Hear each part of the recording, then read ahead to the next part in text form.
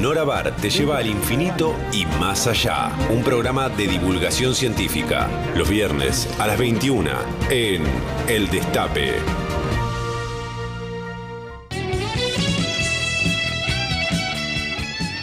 Hola amigos, ¿cómo están? Nosotros aquí preparados para hacer nuestra recorrida semanal por las noticias importantes en ciencia, salud y tecnología. Acaba de terminar el mensaje del ministro de Economía con noticias bastante deprimentes, pero nosotros tenemos para agregar a eso, y es que el sistema científico continúa con una sangría que amenaza con desintegrarlo. Innumerable cantidad de organismos están con unos problemas sin precedentes, INTA con venta de sus estaciones experimentales, sin plan, se dejó en suspenso el plan que estaba acordado con el sector agronómico, el ARSAT, el tercer satélite argentino de comunicaciones, está a la deriva. No se renovaron las residencias interdisciplinarias en el Hospital Laura Bonaparte. Y para colmo tenemos el cálculo, la estimación de cuánto se va a invertir en ciencia en 2025. De acuerdo a las estimaciones de los especialistas en la materia, aunque este año, según la Ley de Financiamiento de la Ciencia, debía invertirse un 0,45% del Producto Básico del país, se va a invertir menos del 0,16%. Algo, una cifra que no tiene precedente en la historia del país. Un descenso enorme en la inversión que el país hace en ciencia y que pone realmente en peligro la misma existencia del sistema científico. No se puede dejar pasar esto sin reaccionar, sin por lo menos expresar que es una medida temeraria. Todo el sistema científico está congelado. No se pagan los proyectos de investigación y ciencia y tecnología, los PIC, los proyectos de investigación del sistema científico. Y además las medidas que está tomando Trump van a repercutir también porque se encarecen todos los insumos, se encarecen las tecnologías, los sueldos de los investigadores se retrasan cada vez más y estamos asistiendo ya a un éxodo de investigadores, especialmente los más jóvenes, los más prometedores, son los que buscan su destino fuera del país. En fin, de todo esto y de un poquito más vamos a estar hablando en el programa de hoy, así que los invitamos a que nos acompañen en los próximos 60 minutos a hacer nuestra recorrida semanal por las noticias importantes de ciencia, salud y tecnología que dimos en llamar Al Infinito y Más Allá. Al infinito y más allá. Al infinito y más allá. Al infinito y más allá. Al infinito y más allá. Para aprender, imaginar y soñar no hay edades. Al infinito y más allá. Ciencia, salud y tecnología. Con Nora Bar por El Destape Radio.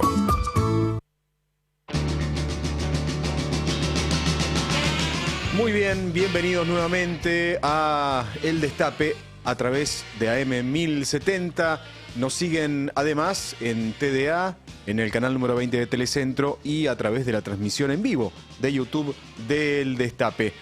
Los acompañamos y esperamos que también ustedes nos acompañen con sus mensajes y escuchándonos y viéndonos hasta las 20 en vivo en el Destape AM 1070. Recuerden que si quieren escuchar y disfrutar de los contenidos del programa en formato de audio o podcast, lo pueden hacer simplemente ingresando a www.norabar.com.ar y allí se van a encontrar con todos los contenidos del programa desplegados para disfrutar donde quieran y cuando quieran. Talentos, noticias, cada una de las entrevistas y, como siempre les decimos, inclusive todos los programas completos del ciclo en www.norabar.com.ar.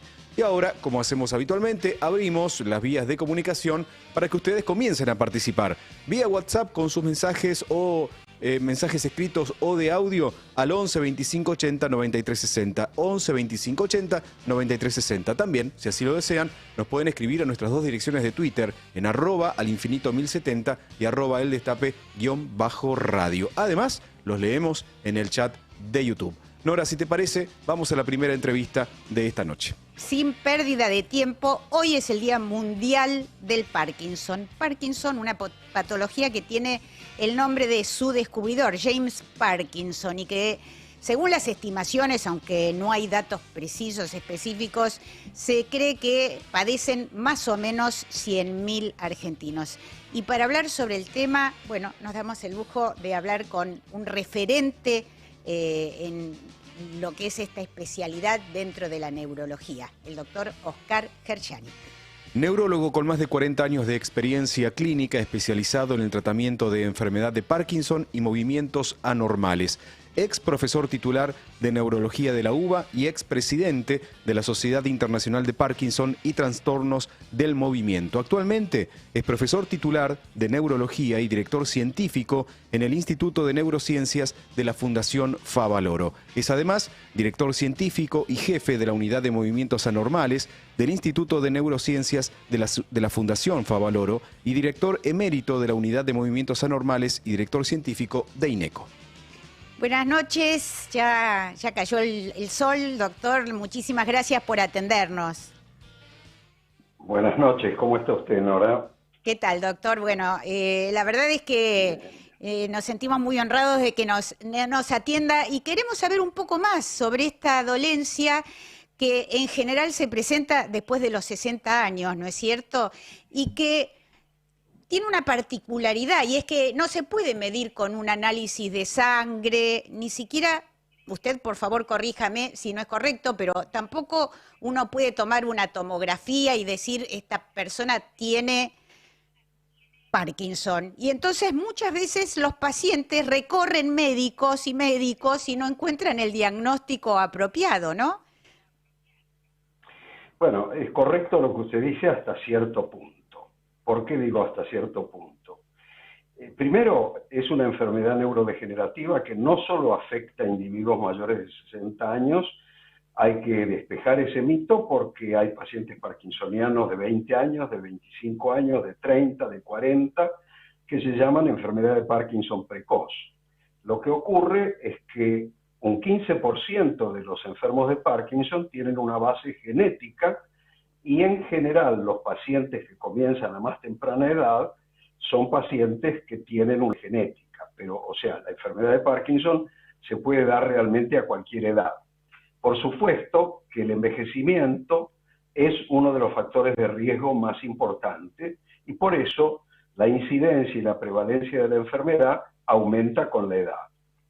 Con respecto al diagnóstico, lo que usted decía, insisto, es cierto hasta cierto punto. ¿Por qué? Hasta ahora el diagnóstico de la enfermedad se hace sobre la base de criterios clínicos.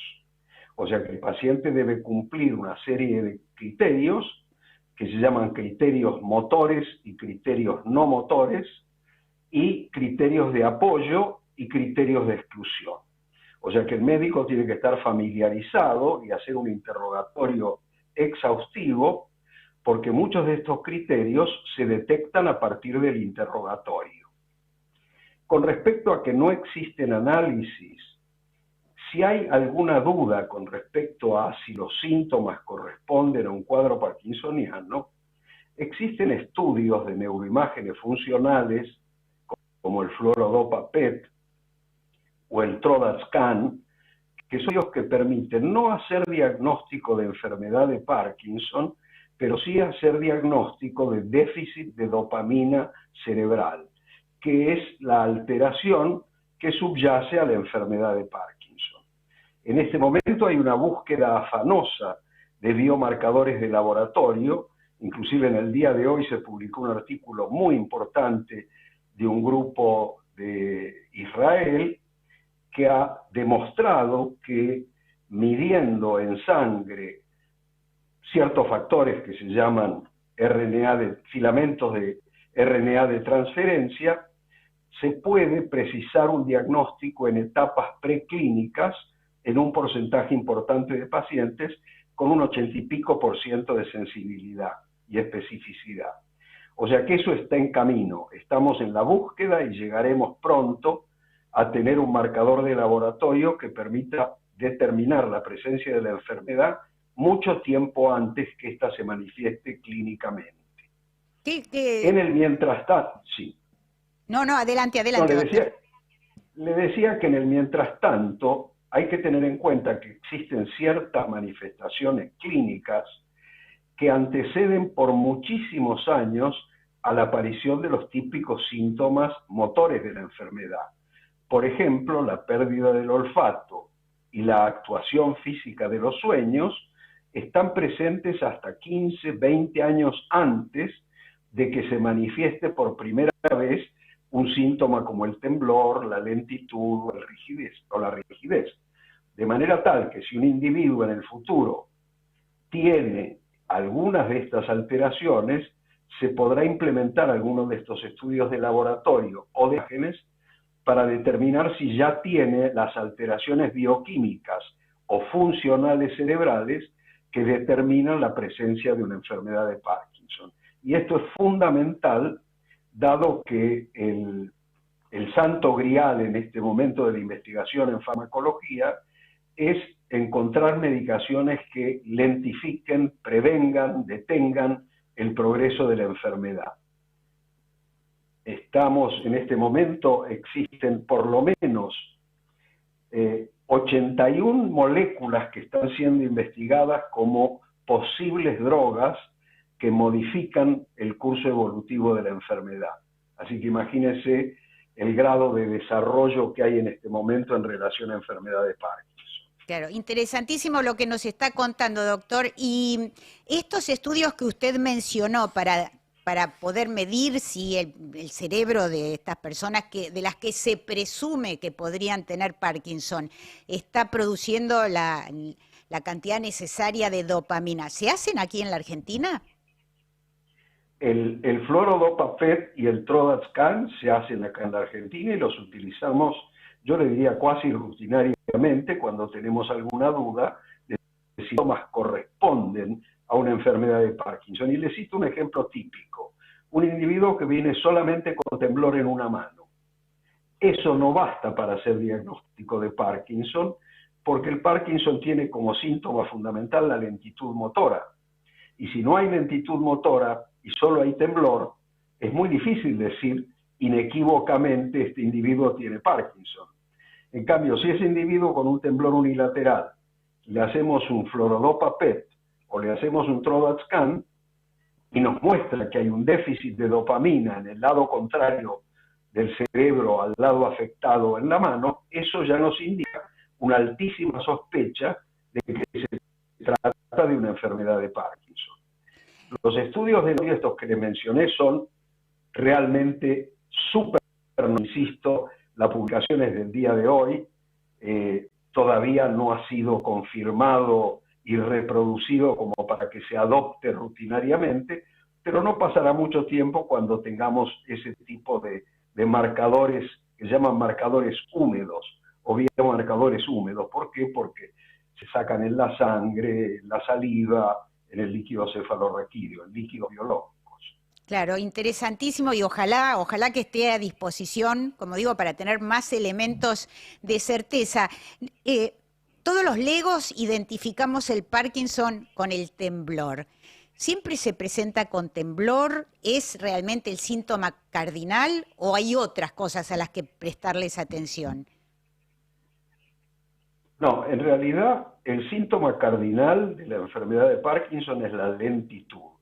Y la lentitud se manifiesta de múltiples maneras. Reducción en la expresividad facial, reducción en la gestualidad corporal, disminución del volumen de la voz, achicamiento de lo que llamamos micrografia, reducción del balance de los brazos al caminar, reducción de la longitud de los pasos, o sea, el paciente camina más despacio y lentamente. O sea que la lentitud es el síntoma paradigmático y cardinal de la enfermedad. hay un 40%, cerca de un 40% de pacientes que jamás presentan temblor. Lo que ocurre es que el temblor del Parkinson es tan característico, es un temblor de reposo de 4 a 7 segundos, que cuando aumenta la certidumbre diagnóstica. Y por eso, además de ser un síntoma de la enfermedad, es un criterio de apoyo diagnóstico.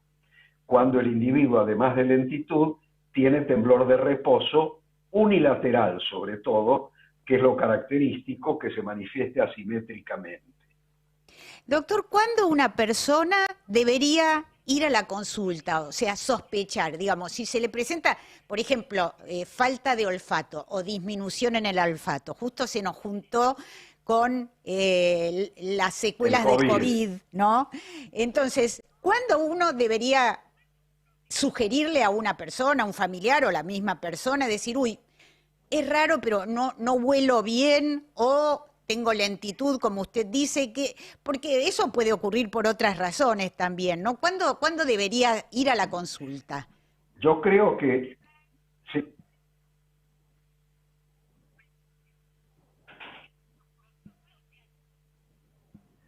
Hola, ¿me escucha usted, Ahí, Nora? ahí se cortó un poquito, pero ahora lo escuchamos. Sí, mire, yo creo que un individuo que tiene una pérdida de olfato y no tiene COVID debe consultar primero un otorrinolaringólogo para descartar causas otorrinolaringológicas de la pérdida de olfato, y si no se encuentran, es bueno consultar a neurología. Pero mucho más contundente es aquel individuo que presenta actuación física de los sueños, lo que llamamos trastorno del comportamiento del sueño REM, conocido por su sigla en inglés RBD. ¿Qué significa esto? En condiciones normales, cuando dormimos y soñamos en la etapa REM, no nos movemos porque nuestra musculatura está totalmente paralizada.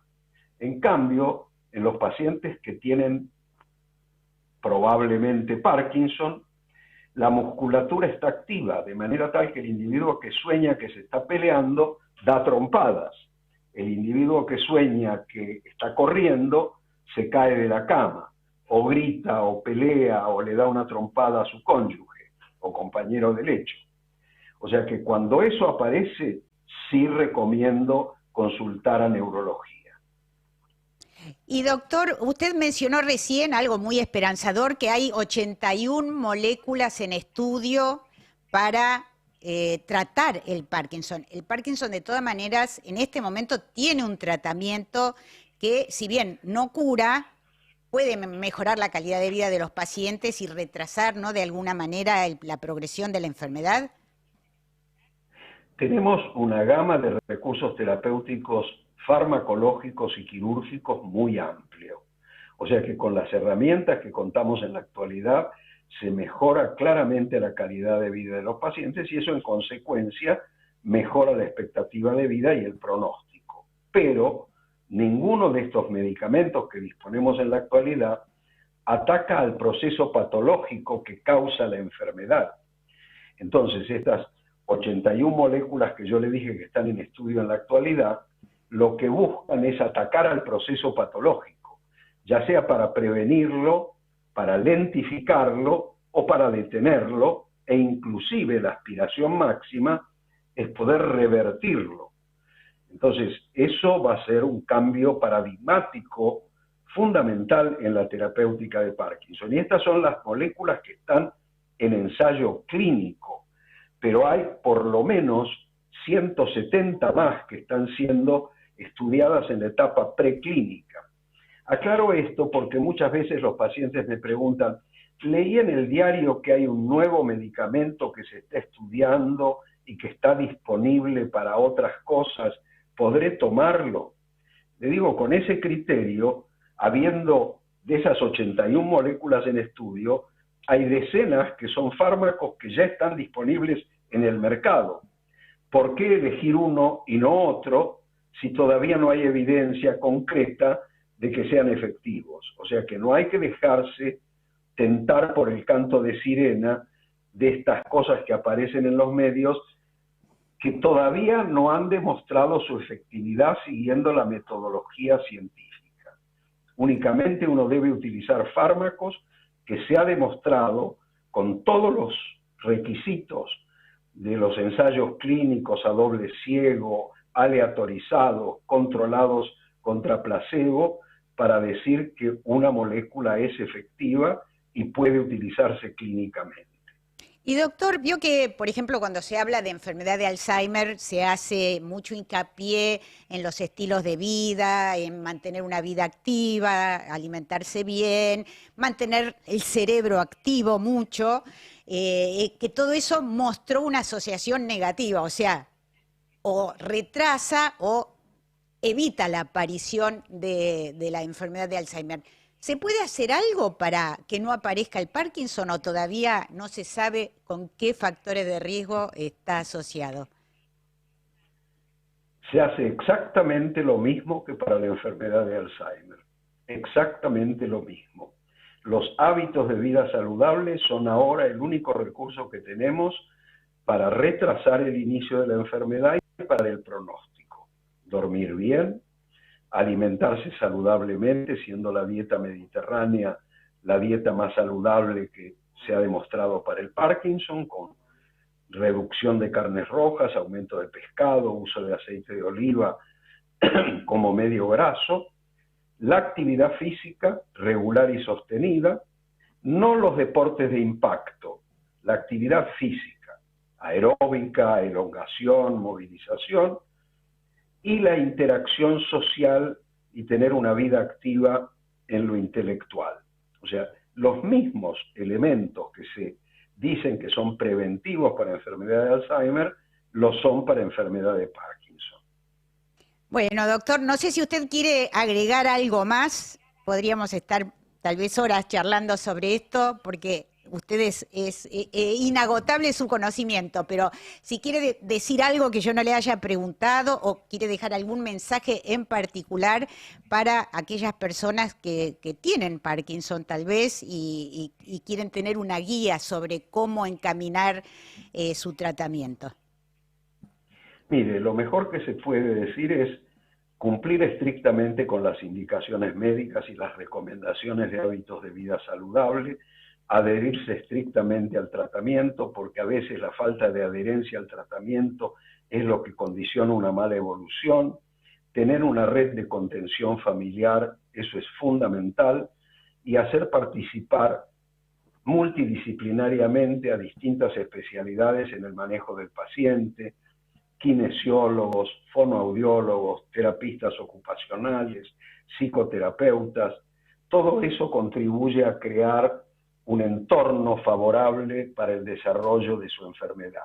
Y lo último es, a la enfermedad de Parkinson hay que enfrentarla de frente, no dejarse acobardar por ella. Es una enfermedad crónica, pero manejable. Todo individuo con Parkinson puede hacer una vida normal por muchísimos años, no hay nada de la vida normal que afecte a la enfermedad de Parkinson, y por el contrario, cuanto más normal sea la vida que desarrolle, cuanto más sea su actitud positiva en relación a la misma, mejor va a ser la evolución y el pronóstico. Doctor, nos quedamos con este mensaje alentador, ojalá que ayude tanto a las personas que padecen, a los familiares, y que ayuden a tratar de retrasar, o sea, siempre con los buenos hábitos vamos a tener más vida saludable, más años y más vida saludable. Doctor, le agradecemos muchísimo estos minutos y a su disposición. Muchísimas gracias a usted, Nora. Hasta pronto. Estuvimos hablando con el doctor Oscar Gershanik. Bueno, tiene un currículum extensísimo, solo vamos a mencionar que es director científico y jefe de la Unidad de Movimientos Anormales del Instituto de Neurociencias de la Fundación Favaloro y además director emérito de la Unidad de Movimientos Anormales y director científico de INECO. Extra, extra. Lo más destacado de la semana en ciencia, salud y tecnología. Sin fake news ni metaverso, ¿eh? Ahora, noticias al infinito y más allá.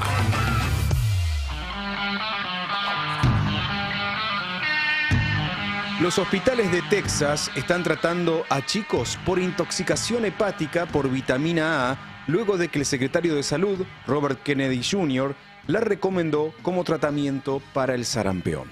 Sí, esto es algo de no creer verdaderamente. Los expertos ahora temen que su respaldo a los tratamientos alternativos confunda a los padres, y sí, lógico, sobre cómo mantener seguros a sus hijos.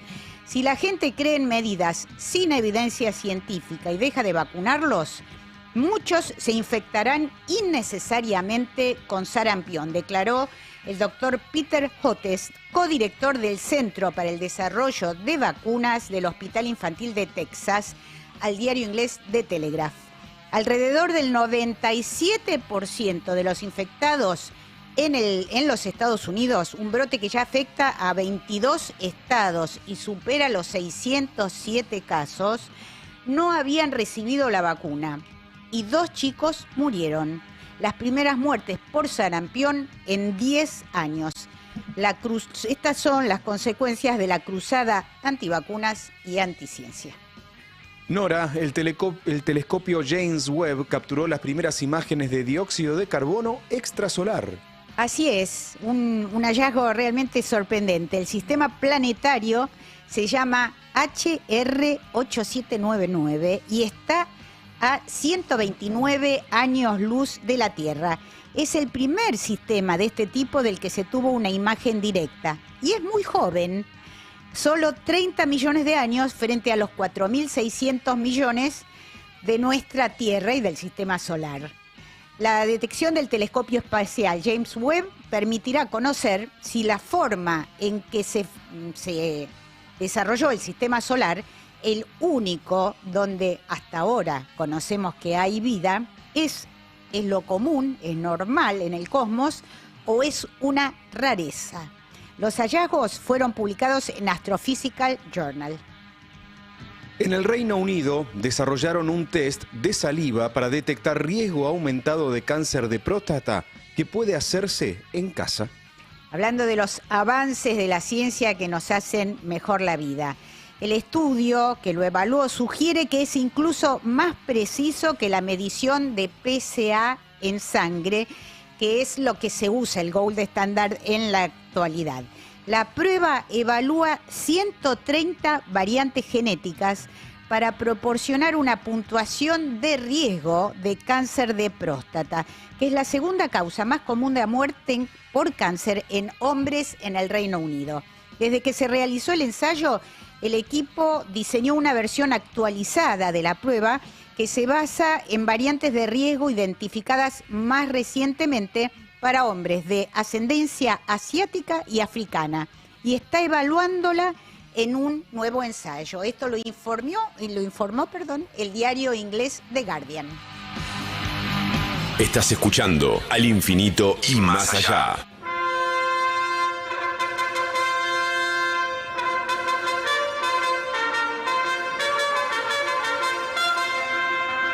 ¿Sabías que...?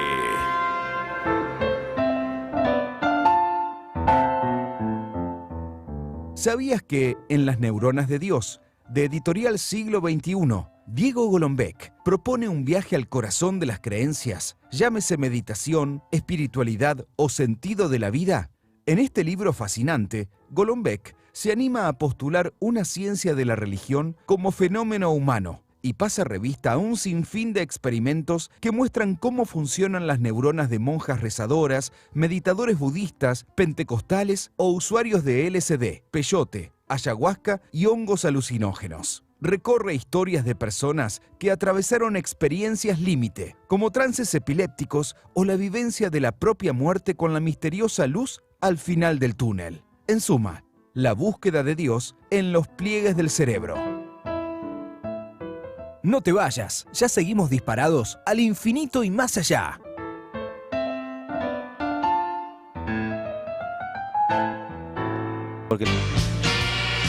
Abrimos de esta manera el segundo bloque en Al Infinito y Más Allá. Te acompañamos hasta las 20 en vivo en El Destape. Nos podés seguir a través de AM 1070, de TDA, del canal número 20 de Telecentro y de la transmisión en vivo en el canal de YouTube del Destape. Recordá que si querés seguir escuchando y disfrutando los contenidos del programa en formato de audio, lo podés hacer ingresando en www.norabar.com.ar, donde vas a poder encontrarte con talentos, noticias, entrevistas y todos los programas completos del ciclo. Nuestras vías de comunicación para que ustedes sigan participando como lo están haciendo, gracias por estar del otro lado, al WhatsApp 11 25 80 93 60, 11 25 80 93 60, vía Twitter en nuestras dos direcciones, @alinfinito1070 y @eldestape_radio, y también los leemos a través del chat de YouTube. Por supuesto, todos están con las repercusiones de la conferencia de prensa que hizo el ministro Nicolás, que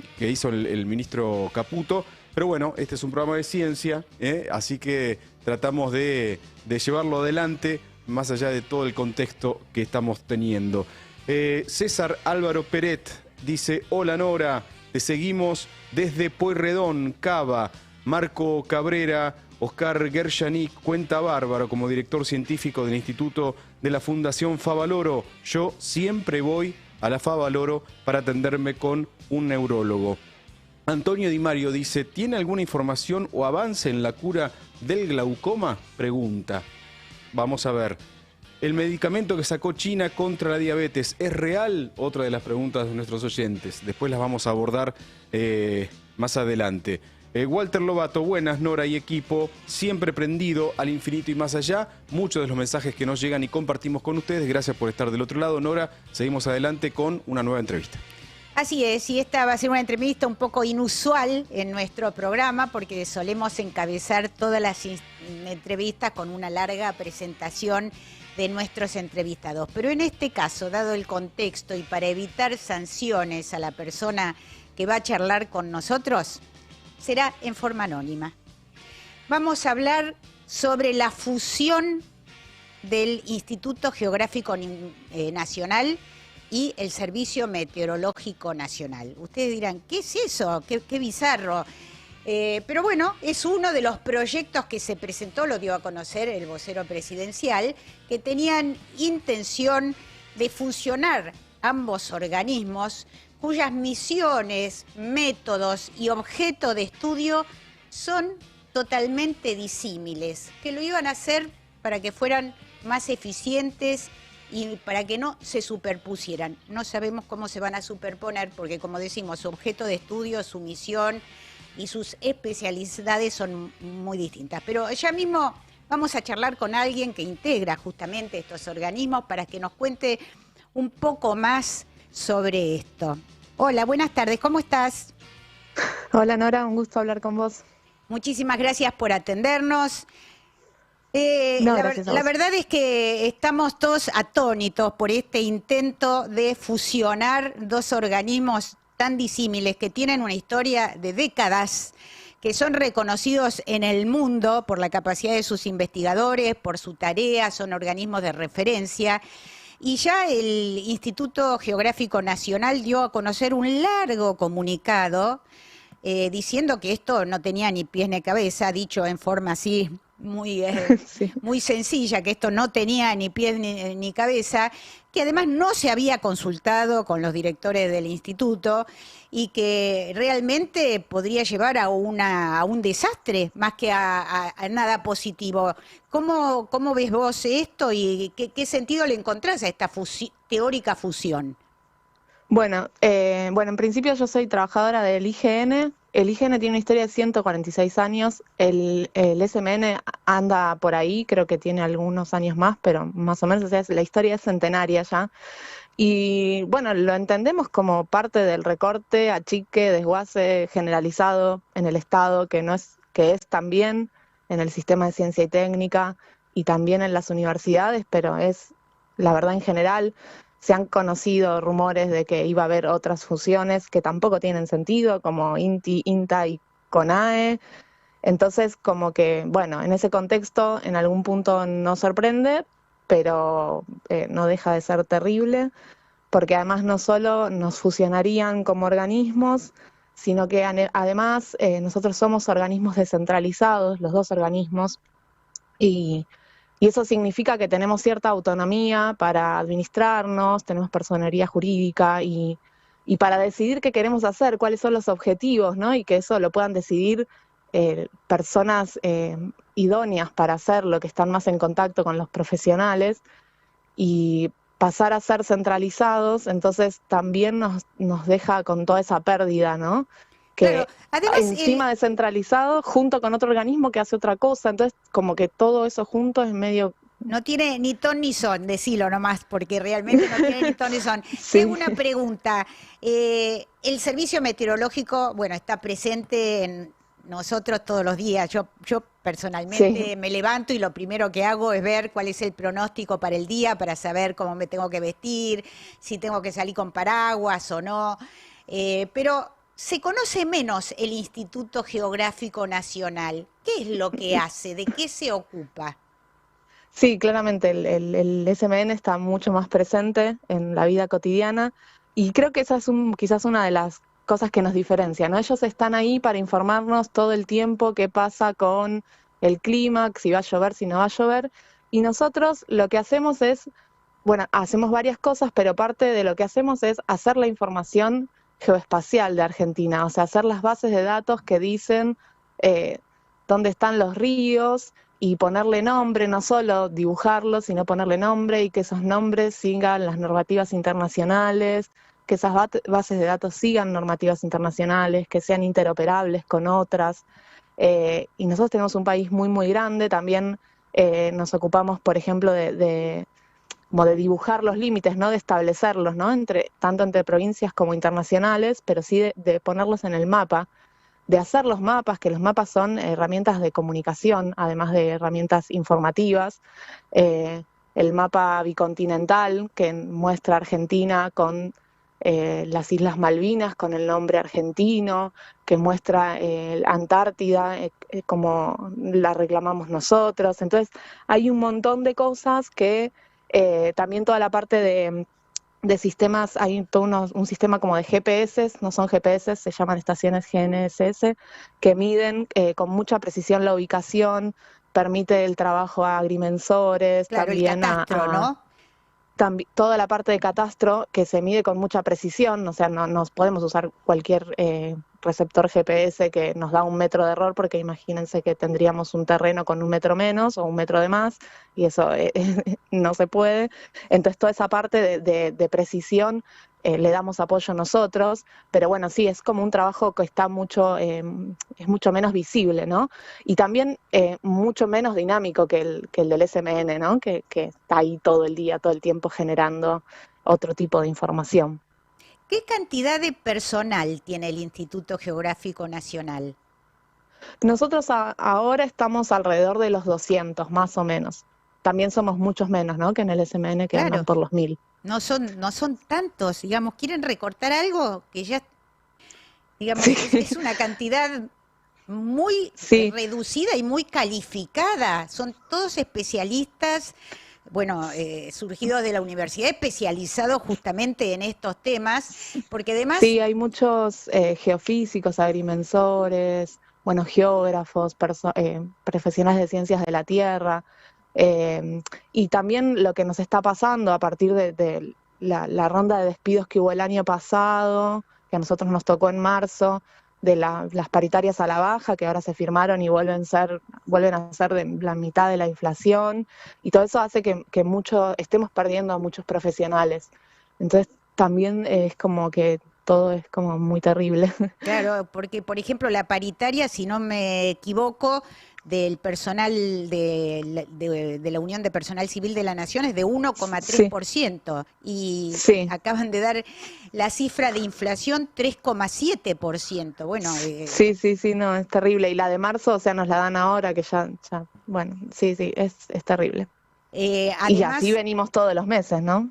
Entonces perdimos un montón de poder adquisitivo. Muchos de nosotros trabajamos en universidades donde también hubo una pérdida de poder adquisitivo muy grande, más todo el deterioro de infraestructura de repente, porque no no hay presupuesto.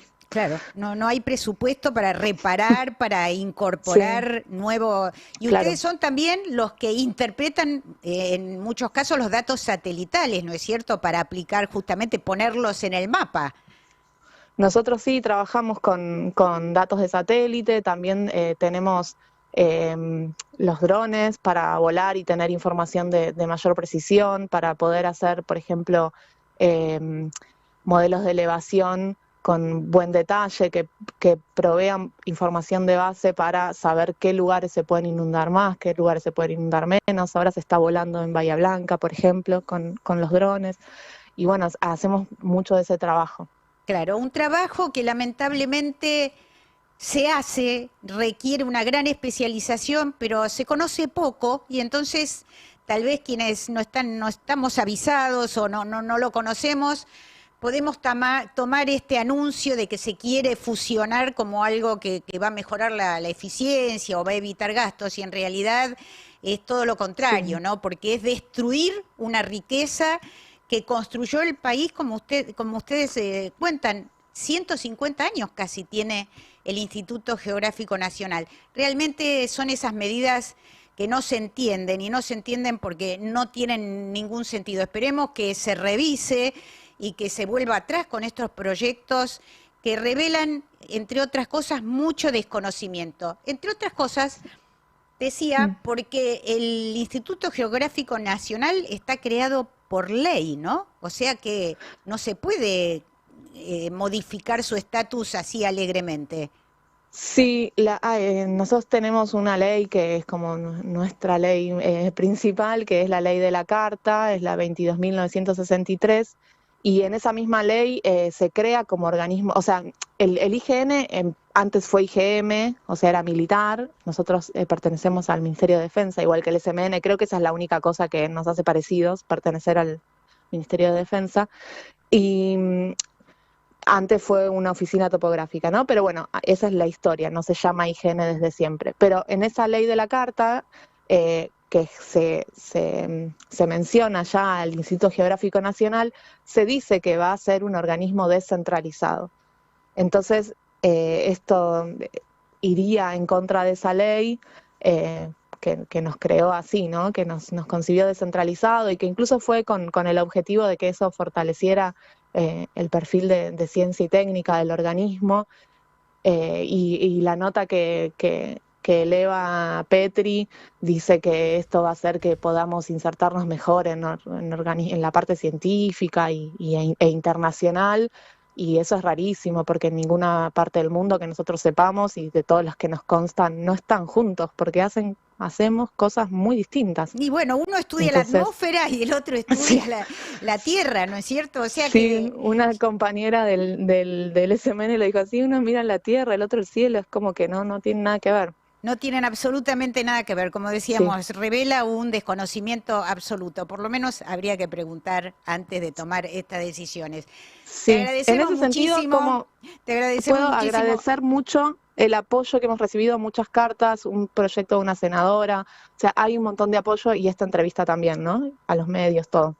Sí, ahí hay que seguir para evitar que se tomen estas decisiones que no tienen ni ton ni son. Muchísimas gracias por explicarnos, por ayudarnos a conocer un poco más del sistema científico y a valorarlo, y ojalá que esto ayude a evitar que se destruya. Te mandamos un gran abrazo. Muchas gracias, hasta luego. Bueno, estuvimos hablando con alguien del Instituto Geográfico Nacional que nos explicó de qué se trata y por qué no tiene ningún sentido proponer que se fusione con el servicio meteorológico. Son dos entes absolutamente diferentes, estudian cosas distintas, además son 200 personas más o menos, realmente no tiene ningún sentido. Instrucciones para ser un talento excepcional. No hay. Pero tranqui, Al Infinito y Más Allá te cuenta historias de vida de mujeres y hombres que sí lo fueron. Al Infinito y Más Allá, con Nora Bar, presenta Talentos Excepcionales.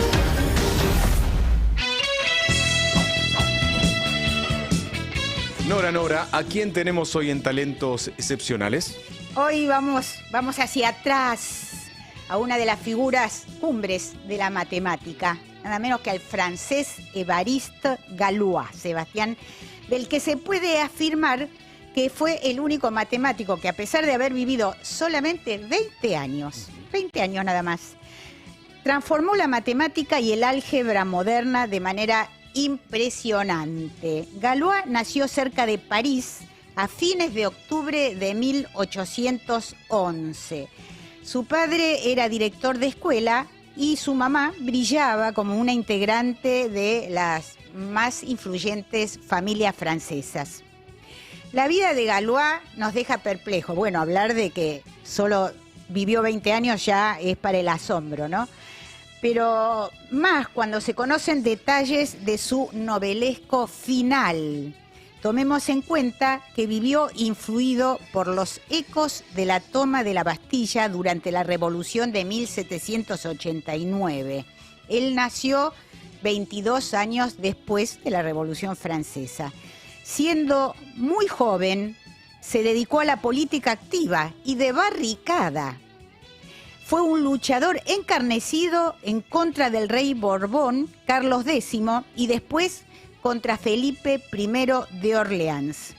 Estuvo en la cárcel, escuchen esto, mientras en esos días la cultura europea reverenciaba a Giuseppe Verdi, a Lord Byron, a Jean-François Champollion, a Francisco de Goya y a Charles Darwin.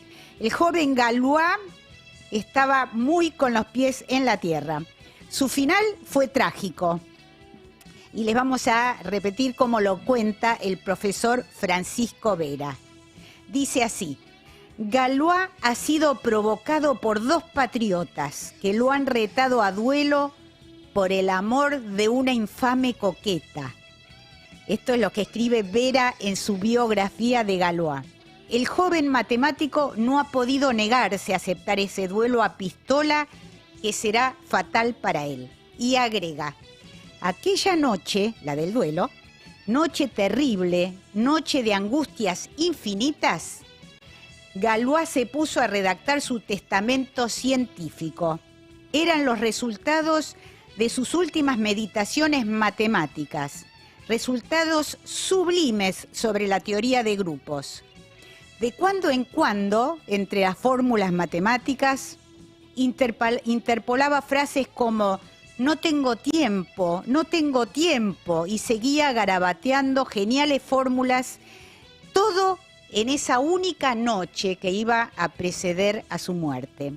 Al amanecer del otro día, Galois va al campo de honor.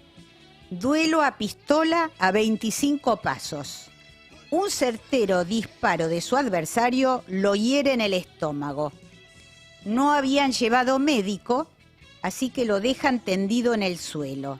A las 9 de la mañana, un campesino que pasa por ahí avisa al hospital.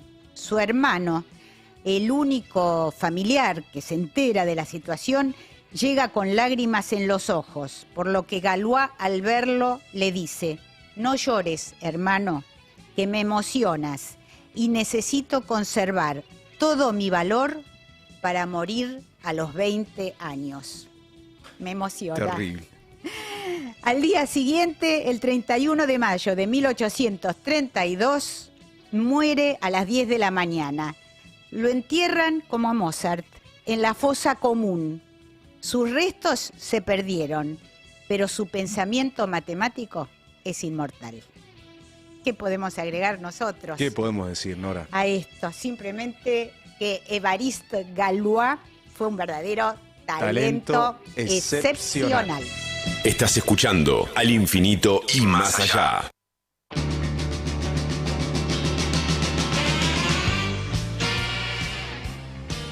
Bueno, Nora, ya casi en el final compartimos unos últimos saludos de nuestros oyentes. Eric Méndez, saludos neuquinos, nos dice Mariana Laporte. Es un gusto escucharte, Nora. Patricia Gel, gracias por el programa. Informa, instruye, muy valioso, más en estos momentos. Jano, excelente programa, Nora Bar. Vos hacés el programa y yo lo publico en mi estado de WhatsApp. Te admiro y te sigo. El último, Adriana Ana. Qué triste que al pensamiento crítico que es la génesis de la ciencia, sea censurado al punto de que una persona tiene que esconder su identidad.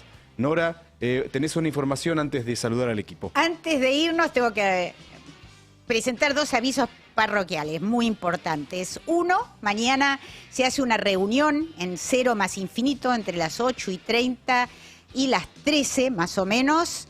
Cero más Infinito es el nuevo edificio maravilloso de la Facultad de Ciencias Exactas de la ciudad universitaria, con personas de todos los sectores políticos, donde se va a tratar de analizar la Argentina de hoy, pensando la Argentina del futuro. Quienes quieran participar pueden hacerlo. Ahí buscan este título. Tengo un link, pero no lo podemos copiar, es largo. Se pueden inscribir, es libre y gratuito y pueden participar. Y a la tarde, fiesta, gran fiesta en el Parque Rivadavia, con algunas de las figuras más estelares de la ciencia local, ciencia de la A a la Z, desde las 13.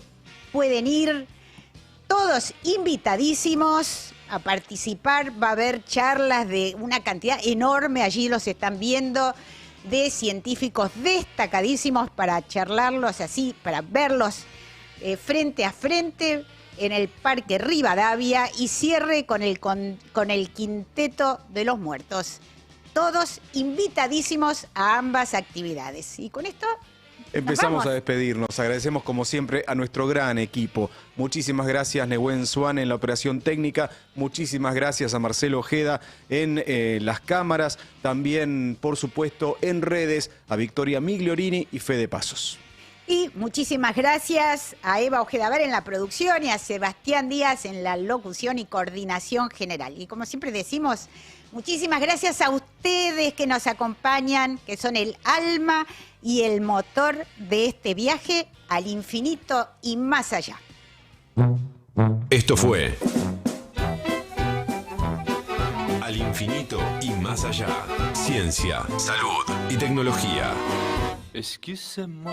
Con Nora Bar.